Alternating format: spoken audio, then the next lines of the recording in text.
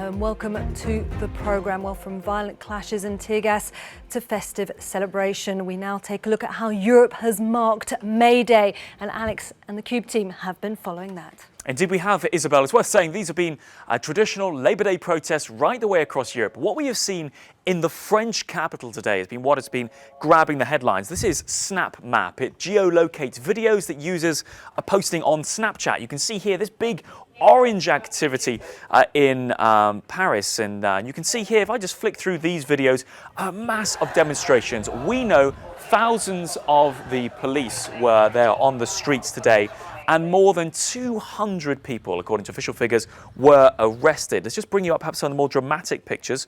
Not that one there, if I just bring you up this one here.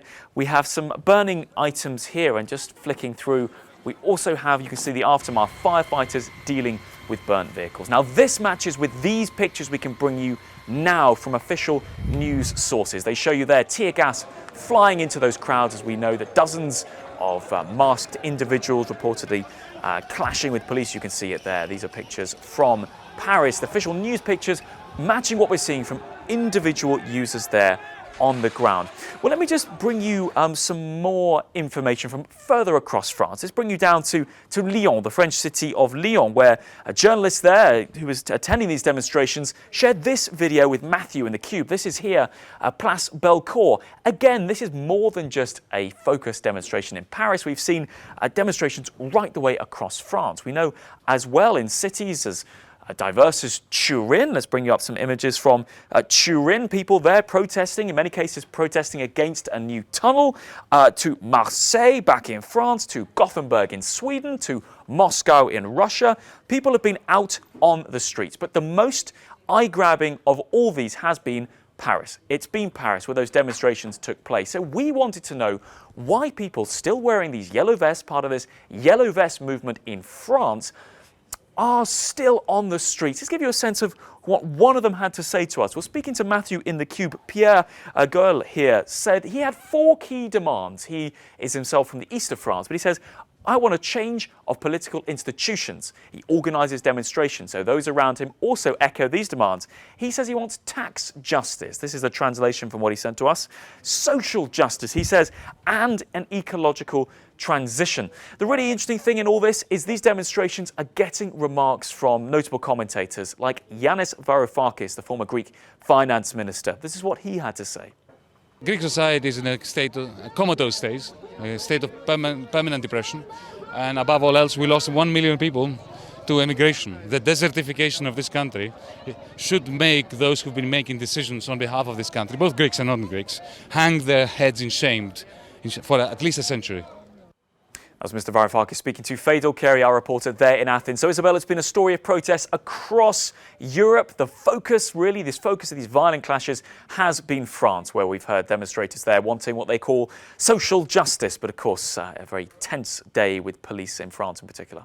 Celebration and protest. Well, Alex and the Cube team, thanks so much.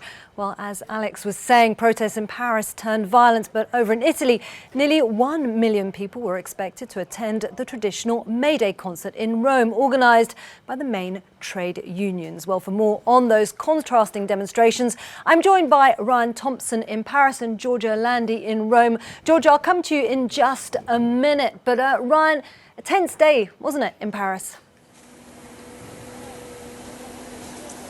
Good evening, Isabel. A tense day for sure, and at this point now the neighbors are out and the cleanup is beginning, or at least making sense of the mess that is below all of these apartments. We are in the 13th arrondissement of Paris, towards the end of the police-mandated 6-kilometer route, and the damage here, which peaked in the afternoon, is quite severe. Of course, we have tagging, we've seen it all before, but then we have scenes like this.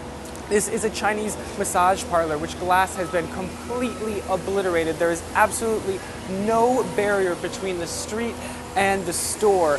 Scenes like this all across the road. We see plenty and plenty of broken glass, in addition to tagging and burned stakes. Just down the road, there's a burned street light, which was burned to the stakes.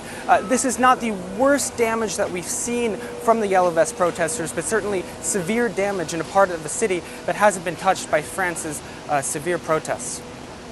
That's right, Ryan. How does this contrast to previous yellow vest protests that have rocked the capital? Well, Isabel, by far not the worst week for Gilets jaunes, yellow vest protesters. We've seen their peak in November 2018 with about 250,000 demonstrators within the French capital. Today's numbers, according to French police, a little closer to 40,000, and many of those demonstrators are not actually yellow vests. They're syndicat, union protesters who are just taking part in typical May Day protests, as is a very religious, well-celebrated thing here in France. Okay, well, Ryan, thanks so much for bringing us that view from Paris. Georgia, over to you. It seems there's been a very different atmosphere in Rome, hasn't there? Yes, indeed, Isabella. Well, here in Italy on May the 1st, you'll find lots of workers' marches and parades. But if you are in Rome, you have to attend one of the biggest open-air concerts here in Italy. It was created back in the 90s by trade unions, and since then it has become a tradition. Now, despite the rain here in Rome, the concert kicked off at around 3 p.m. It's an 8-hour-long music marathon, not only with Italian artists but also international artists. But let's speak to some of the people who came here today. Hello, hi, what's your name? I'm Simanto. Hi, Simanto. So why are you here today? I'm here for the 1st of May for the concert. So yeah, I'm from Belgium, and the 1st of May we generally go to the streets. So I think it's really nice to have music to get everyone together, and then yeah, they talk about the themes of the 1st of May, which is great. They get young people to hear it. So yeah, it's a lot of fun, even though it's raining pretty hard. Yes, it is raining. Hi, what's your name there? Hi, I'm Anna Maria. And what do you think music is the best way to celebrate May the 1st here in Italy? Well, music gathers people, and especially young people. It's nice because people come here to have a party, and the same way they approach to the meaning of the day. And so we celebrate through music, and we learn about our rights. Well, indeed. And we're just halfway here, Isabel. The concert will end at around midnight tonight. Back to you. Georgia and Ryan for us there in Paris. Thanks so much for giving us the views from Paris and Rome of those May Day protests.